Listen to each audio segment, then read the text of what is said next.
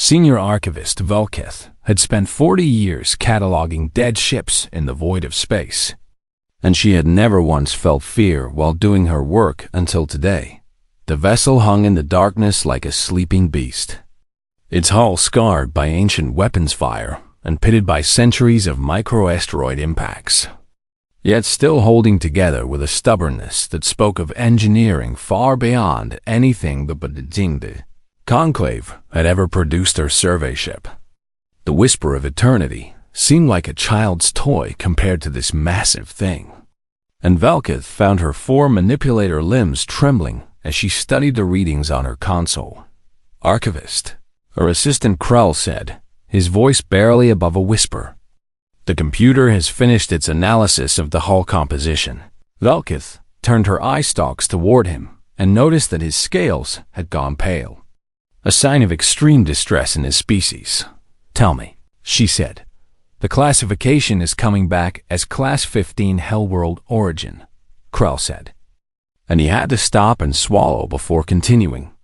The computer ran the analysis 7 times because it kept thinking there was an error. Velkith felt something cold settle in her chest.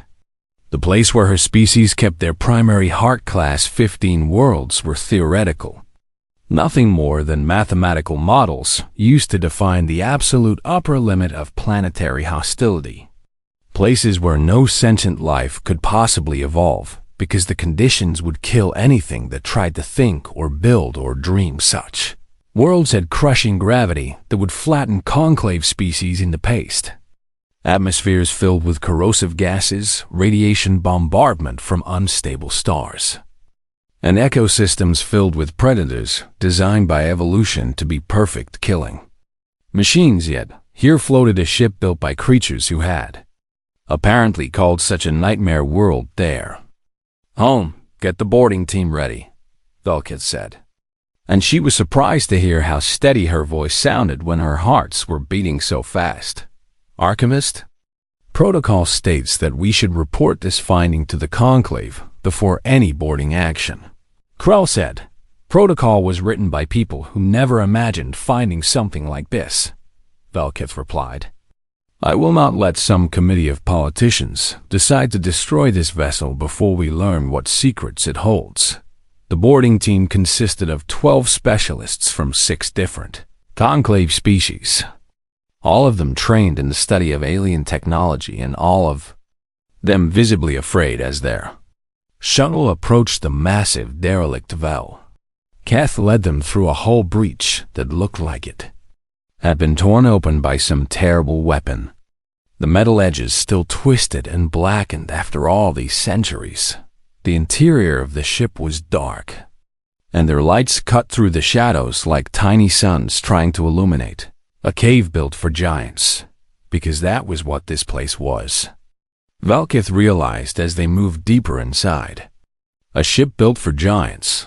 The corridors were tall enough that 3 of her people could stand on each other's shoulders and still not touch the ceiling, and the doors were wide enough to march an army through. "The gravity plating is still functional," one of her technicians reported, his voice filled with disbelief.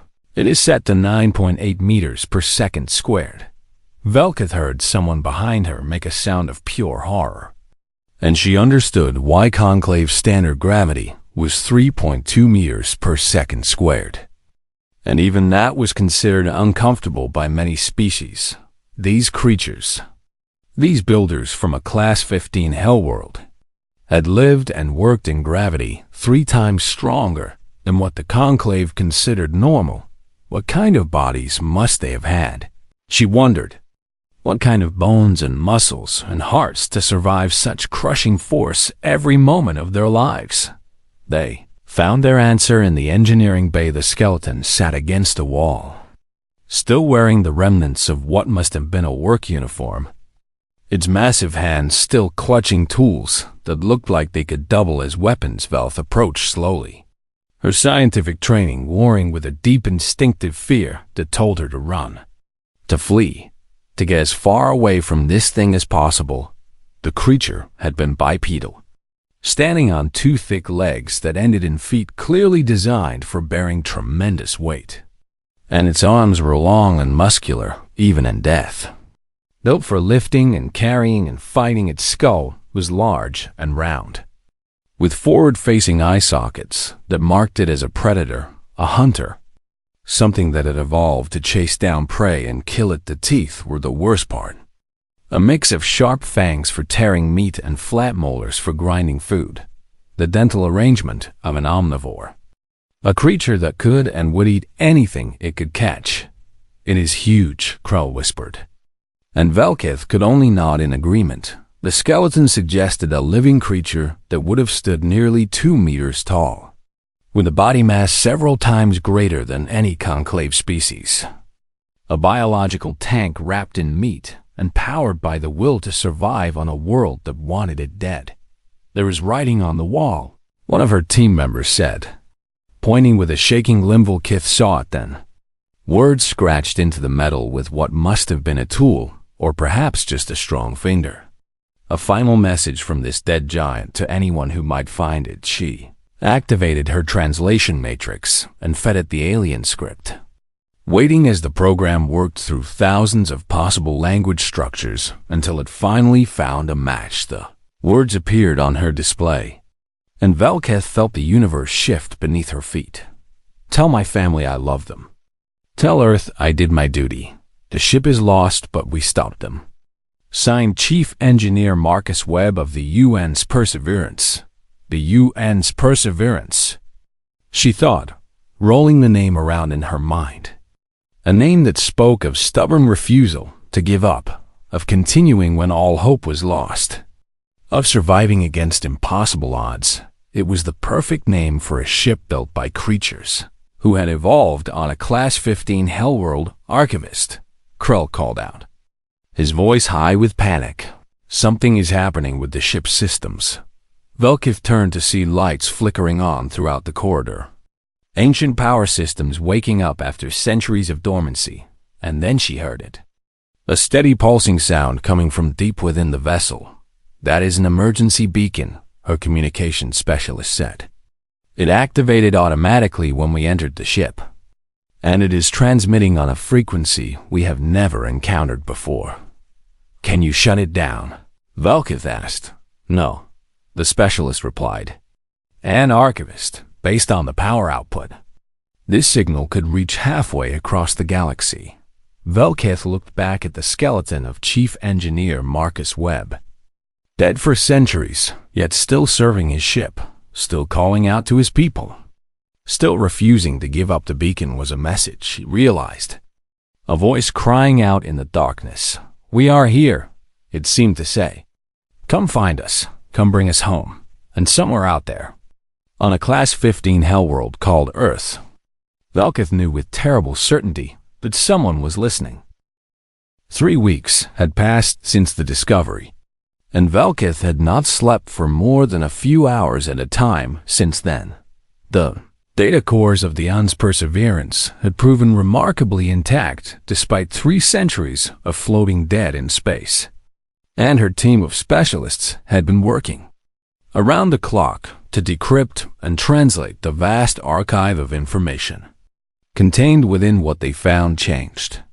Everything they thought they knew about the universe. The ship's official designation was United Nations Ship Perseverance, and according to its own records, it was classified as a light escort cruiser, a minor vessel meant for patrol duties and convoy protection.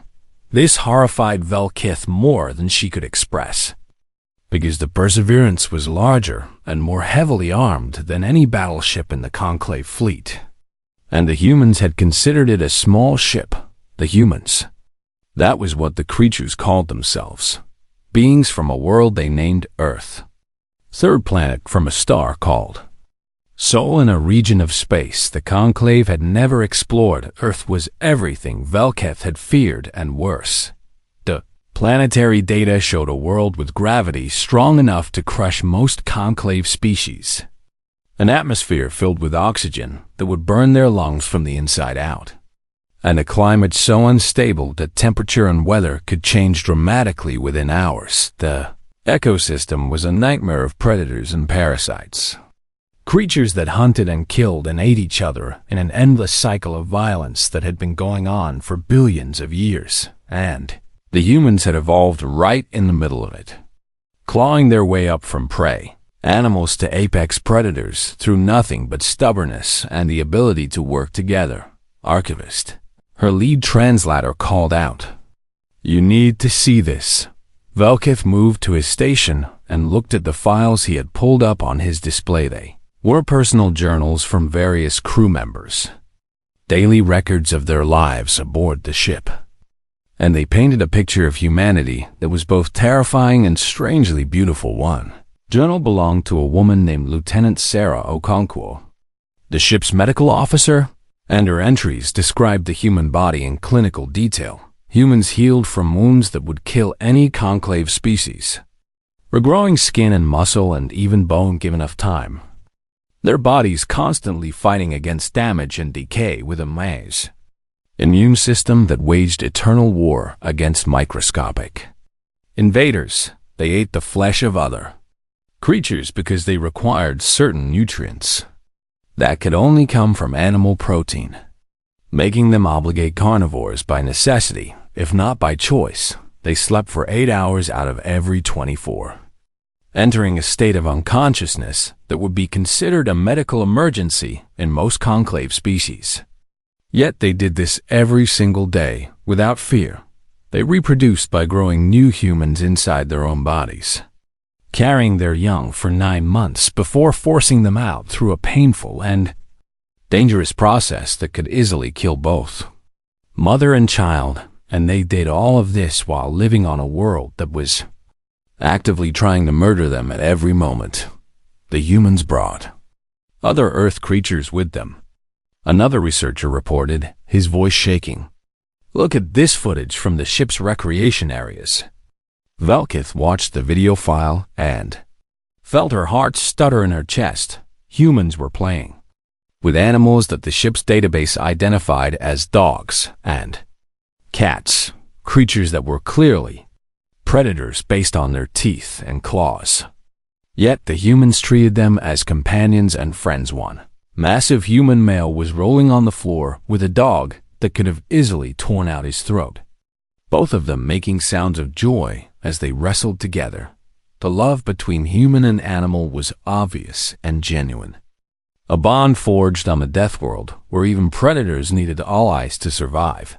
"Here is the information about how they reached space," Krell said, pulling up technical documents that made Velkith question everything she knew about physics. The humans had achieved orbit by strapping themselves to giant tubes filled with explosive chemicals and igniting them, riding the controlled detonation up through their crushing gravity well with nothing but mathematics and courage to keep them alive. They called this process rocket science, and they had apparently mastered it through decades of failures and deaths and explosions, never giving up no matter how many of their people died in the attempt. "This is insane," one of her researchers whispered. "No sane species would do this." "They are not insane," Velkith said quietly. "They are simply humans. And this is what it takes to escape a Class-15 Hellworld." The final piece of the puzzle came from the captain's logs, records kept by a woman named Captain Elena Vasquez, who had commanded the Perseverance until its last day. Ship had been on a routine patrol when it encountered unknown vessels that attacked without warning or communication. Predators from the void that sought to destroy humanity simply because it existed. These enemies were never clearly identified in the logs, referred to only as the Hunters, and they had overwhelmed the Perseverance with superior numbers after a battle that lasted for 7 hours of continuous combat. Velkith thought most conclave engagements were decided in minutes, but the humans had fought back with everything they had, using weapons that the conclave considered illegal because they were too destructive. Nuclear warheads and plasma lances and kinetic impactors that could crack open moons. They had destroyed dozens of enemy vessels before finally succumbing to damage too severe to survive. And Captain Vasquez had ordered the ship abandoned. her surviving crew escaping in pods while she stayed behind to set the distress beacon. Her final log entry was recorded while she was bleeding to death on her bridge. Her voice calm and steady despite the obvious pain. To any human vessel that receives this transmission, she had said, "The hunters are real, and they are hostile, and they are somewhere in this sector. Do not let them catch you by surprise like they caught us. Earth will remember. Earth always remembers." Captain Elena Vasquez signing off. Velkith sat in silence for a long time after hearing those words, thinking about what they meant. The humans had been fighting a war 300 years ago against an enemy that wanted them dead. And the captain's last act had been to warn her people so they could prepare. Earth will remember. She had said. Velkith looked at the still active beacon pulsing its signal out into the void and wondered what Earth had become in 300 years of war.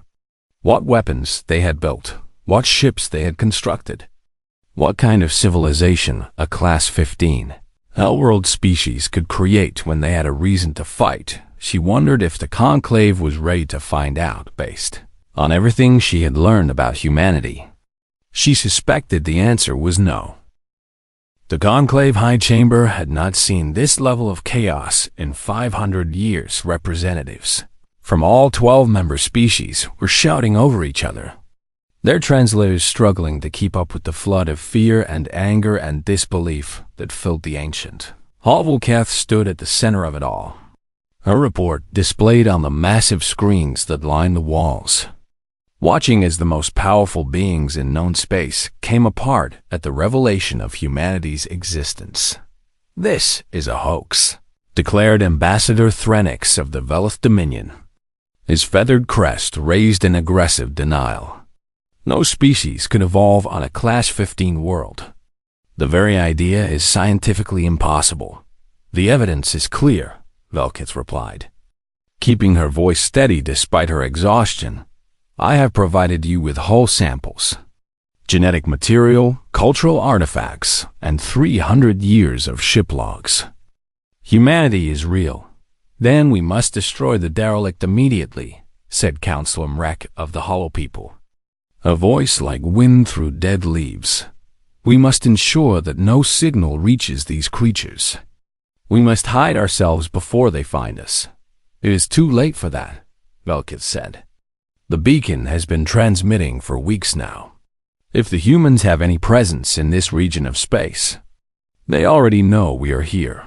This announcement caused a fresh wave of panic to sweep through the chamber, and Velkith had to wait several minutes for the noise to die down before she could continue. "We have a choice to make," she said. "We can cower in fear and hope that humanity ignores us, or we can try to learn more about them before they arrive. What do you propose?" asked High Arbiter Zillan, the closest thing the Conclave had to a leader, her ancient face unreadable. "Send a probe to their home system," Velkith said. "A stealth vessel with the best sensors we have. Let us see what humanity has become after 300 years. The debate lasted for 6 days. Factions formed and dissolved and reformed as the various species argued about the best course of action, some demanding immediate military preparation, others calling for diplomatic outreach, and a small group insisting that humanity must have destroyed itself, because no species that aggressive could survive in the end. The vote was close, but the probe mission was approved. The vessel they sent was called the Silent Observer, the most advanced stealth ship the Conclave had ever built, equipped with sensors that could read a datapad from orbit and engines so quiet they barely disturbed the quantum foam of space. Its mission was simple: travel to the coordinates listed as Sol System in the Perseverance's navigation logs, observe the human homeworld, and return with information. The journey took 2 months each way, and during that time Velkith found herself unable to focus on anything else. She studied the human records obsessively, learning their languages and their history and their culture, trying to understand what kind of beings they truly were. What she found was contradiction piled upon contradiction. Humans were predators. who kept other predators as pets, warriors who wrote poetry, killers who built hospitals, conquerors who dreamed of peace. They had spent most of their history fighting each other, wars upon wars upon wars. Yet they had also created art and music and literature that spoke of love and hope and the belief that tomorrow could be better than today. They were impossible, and yet they existed when the silent observer finally returned.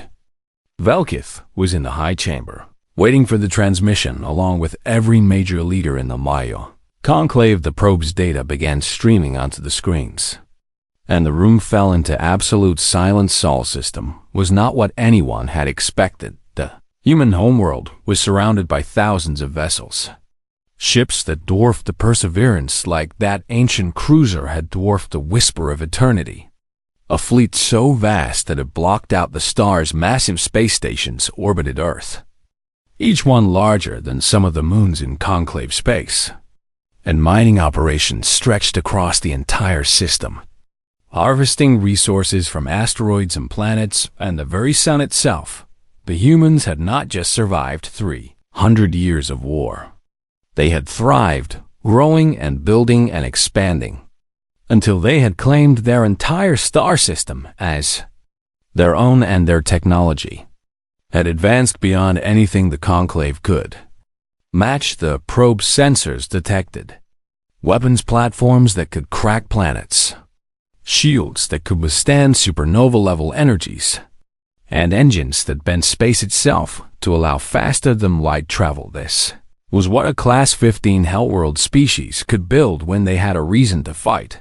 There is more, the probe operator said, her voice trembling. The humans detected our vessel. Impossible, Ambassador Thrennick said. The silent observer is undetectable. Nevertheless, their sensor networks found us within seconds of our arrival in their system, the operator replied. They tracked us the entire time we were there, and they allowed us to leave. Why would they do that? High Arbiter Zillan asked. Because they wanted us to deliver a message, the operator said. And she pressed a control that filled the chamber with an alien voice, speaking in a language the translators had only recently learned. Greetings to whoever sent this probe, the human voice said, warm and deep and somehow amused. We know you found our ship, the Perseverance, and we know you have been studying us. That is good. We like curiosity. We have been looking for intelligent life for a very long time, and we are happy to finally find some. We are not your enemies. We do not want war with you. We have enough war already, but we would very much like to meet you. We are coming to say hello. Please do not be afraid. We bring only friendship and trade, and the hope that we might learn from each other. This message is from the United Nations of Earth, and we look forward to speaking with you soon. The message ended, and the silence in the chamber was absolute. They are coming, Councilor Mrek whispered. The humans are coming here. Velkith looked at the images still displayed on the screens. The massive fleet and the orbital stations and the planet called Earth, where these impossible beings had evolved. Against all odds. Yes, she said quietly. And I do not think there is anything we can do to stop them. The neutral station had been built in a hurry, constructed at the edge of conclave territory, in a location that the humans had specified in their follow-up communications. It was the largest diplomatic facility the conclave had ever created, designed to accommodate representatives from all 12 species plus whatever unknown requirements the humans might have of was there when the human ship arrived. Standing in the observation deck with the other delegates and watching through windows that had been specially reinforced to handle any eventuality, the vessel that dropped out of faster than light. Travel was not one of the massive warships they had seen in Sol System, but it was still larger than anything the Conclave had ever built for diplomatic purposes. It was elegant in a brutal way, all clean lines and powerful engines, painted in colors that the humans apparently called blue and white, with symbols that their records identified as belonging to something called the United Nations diplomatic corps. Even this peaceful vessel, Velkith noted, had weapons visible on its hull. They are requesting permission to dock, the station commander announced. His voice carefully controlled despite his obvious fear. Permission granted, High Arbiter Zealand said. Let us meet these humans. The docking process took 30 minutes, and then the airlock opened. And humanity stepped into conclave space for the first time. Ambassador Sarah Chun was the first through the door. And Velkith felt her heart skip at the sight of an actual living human. The woman was tall. So much taller than any conclave species, with skin the color of warm wood and hair as black as the void between stars. And she moved with a grace that seemed impossible for a creature raised in 3 times normal gravity. Her smile revealed teeth. Those predator teeth that Velkith had seen in the skeleton of Marcus Webb. But somehow the expression seemed warm rather than threatening. Behind her came 2 more humans. Massive males in armor that hummed with power. Soldiers called Marines, according to the briefing documents. Their faces hidden behind helmets that made them look like machines of war. Hello, Ambassador Chun said, and her voice was rich and deep and full of genuine warmth. Thank you for agreeing to meet with us. I know this must be strange for you, but I promise we mean no harm. She extended one of her hands toward High Arbiter Zealand, palm open and fingers spread, a gesture that the cultural analysts had identified as a greeting. This is called a handshake, Chun explained. It evolved from an ancient practice of showing that we held no weapons. Would you like to try it? Zealand hesitated for just a moment before reaching out with her own. Manipulator limb and grasping the human's hand. Chen's grip was firm but gentle, careful not to crush the delicate alien appendage. And she shook twice before letting go. There, she said, still smiling. Now we have officially met. The diplomatic session that followed was unlike anything Velkith had ever experienced. Ambassador Chun was patient and kind, answering every question with honesty, even when the truth was frightening. Explaining human history and culture and biology in terms that the conclave representatives could understand. She talked about Earth, about the billion years of evolution that had shaped humanity into what they were, about the wars and plagues and disasters that had nearly destroyed them again and again, and about the stubborn refusal to give up that had always pulled them back from the edge. We know what we look like to you, Chum said at one point, her expression turning serious. We know that we are large and strong and built for violence. We know that our history is full of blood and death and terrible mistakes, but we are not monsters. We are just people who had to fight very hard to survive. Your weapons, Ambassador Thrennick said, his fear making him brave. The probe saw weapons that could destroy worlds. Why would you build such things if not to conquer? To protect, Chum replied simply. 300 years ago, something found us in the void. Something called the Hunters. They attacked without warning, and they would not negotiate, and they would not stop. So we had to build weapons that could stop them for us. The enemy that destroyed the Perseverance, Velkith said. Speaking for the first time, Chun turned to look at her, and something flickered in those predator eyes. Something that might have been sorrow. Yes, she said. Captain Vasquez's warning saved millions of lives.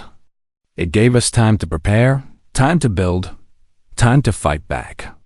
We have been at war with the Hunters for 3 centuries now.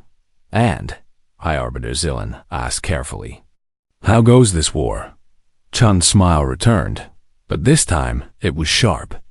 The expression of a creature that had fought and won. We are winning, she said.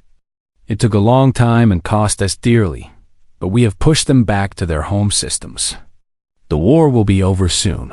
Why are you here? Counselor Mrek asked. What do you want from us? Friendship, Chun said. Trade, knowledge, the chance to learn from each other and grow together. We have been alone in the universe for so long, fighting by ourselves against an enemy that would not stop. And then we found your probe and realized that we were not alone after all." She paused, looking around at the gathered representatives with an expression of genuine hope. "We are not here to conquer you," she said. "We are here to ask if you would like to be our allies. The hunters are not just a threat to humanity. They are a threat to all life. And we believe that together we can build something better than any of us could." Build alone, Velkith watched the reactions of the other delegates, seeing fear and hope and doubt warring on their faces. And she understood that this moment would define the future of the galaxy. "There's one more thing," Chun said, her voice softening. "We found the Perseverance, and we know that your people took good care of her. We would like to recover the remains of our crew and bring them home for proper burial. They deserve to rest with their families." "Burial," Trennick said. "What is burial?" "A ritual," Chun explained. "A way of honoring our dead, of remembering who they were and what they did. The crew of the Perseverance died protecting their people, and we want to make sure they are never forgotten." In that moment, Velkith understood something fundamental about humanity. They were terrifying. Yes, predators forged on a death world, warriors who had built weapons that could crack plans. But they were also beings who honored their dead and mourned their lost and fought to protect the people they loved. They were not monsters. They were simply human, I think. High Arbiter Zillan said slowly. "That we have much to discuss." Ambassador Chun's smile was warm and genuine. And for the first time since this all began, Velkith felt something that might have been hope. 1 year had passed since humanity first stepped into conclave space, and the galaxy had changed more in those 12 months than in the previous 1,000 years. Human embassies now operated on every major conclave world, staffed by diplomats and scientists and teachers, who worked tirelessly to build bridges between species that had never imagined each other's existence. Trade routes carried goods and ideas and art between human and alien worlds, enriching both sides in ways that no one had predicted. Human medicine, designed for bodies that could survive a Class-15 Hellworld, had cured diseases that had plagued conclave species for millennia, and human engineers had shared technologies that would have taken the conclave centuries to develop on their own. But it was not just material things that humanity brought to their new allies. They brought hope. Velkith stood in the memorial hall that had been built around the restored Un's Perseverance, watching as human and alien visitors moved through the exhibits that told the story of Captain Vasquez and her crew. The ship had been cleaned and repaired and preserved as a monument to first contact, a reminder of the strange path that had brought two civilizations together across the void. Beside her stood Commander James Okonkwo, a tall human male with skin like polished wood and eyes that held both warmth and sorrow. He was the great-great-great-grandson of Lieutenant Sarah Okonkwo, the medical officer whose journals had helped Velkith understand humanity. And he had come to see the place where his ancestor had served and died. "Thank you," he said quietly, "for taking care of them all these years. We did not know what they were," Velkith admitted. "We were afraid. Fear is natural," Okonkwo said. "We were afraid too when we first realized there was other life in the universe. We had spent so long fighting the hunters that we had started to wonder if all alien life would be hostile. But you came to us with open hands," Velkith said. "Because that is what humanity chooses to be," Okonkwo replied. "Earth taught us that survival means nothing if you survive alone. We fight because we have to. We protect because we choose to." He turned to face her, and in his eyes Velkith saw something that she had come to recognize over the past year.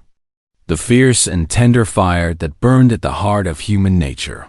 "My ancestor wrote in her journal that she hoped humanity would find friends among the stars someday," he said. "She never got to see it happen, but I think she would be proud of what we have built together." 6 months later, the war ended. The hunters had been pushed back to their final stronghold, their fleet shattered and their colonies liberated. And humanity stood poised to finish what had begun 3 centuries ago with the destruction of the Perseverance. The Conclave expected extermination, a final blow that would wipe the hunter species from existence as punishment for the billions of lives they had taken. Instead, Ambassador Chen called for a ceasefire. "We are offering terms," she announced to a stunned galaxy.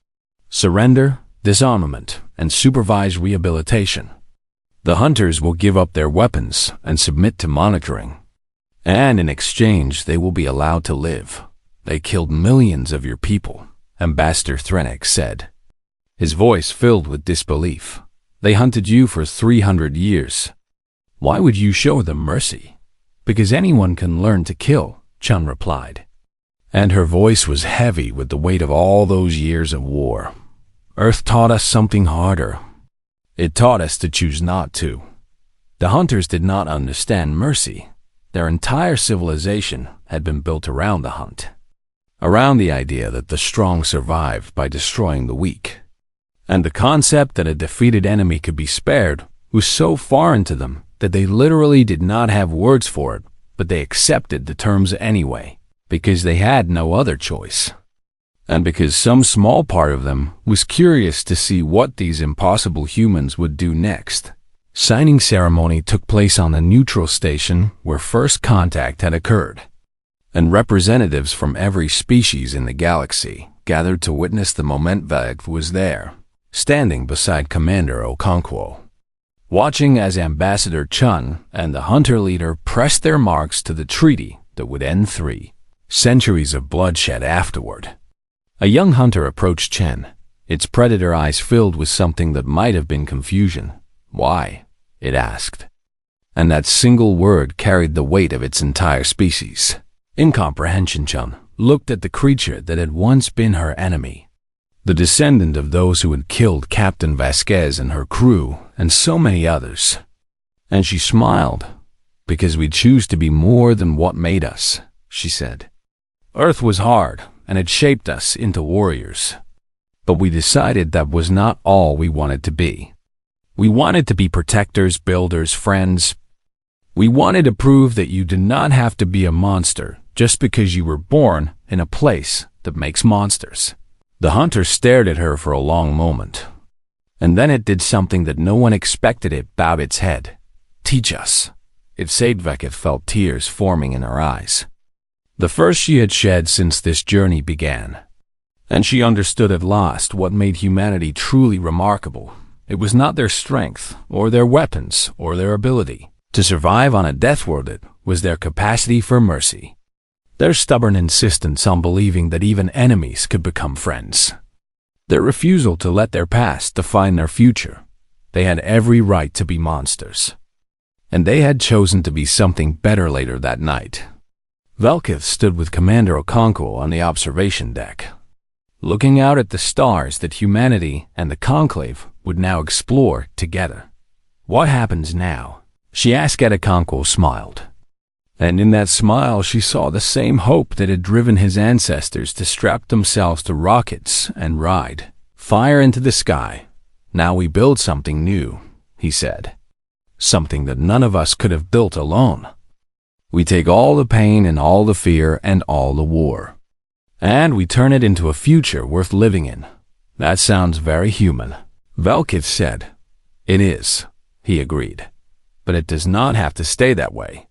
That is the real inheritance we want to share, not our technology or our strength, but our belief that tomorrow can always be better than today."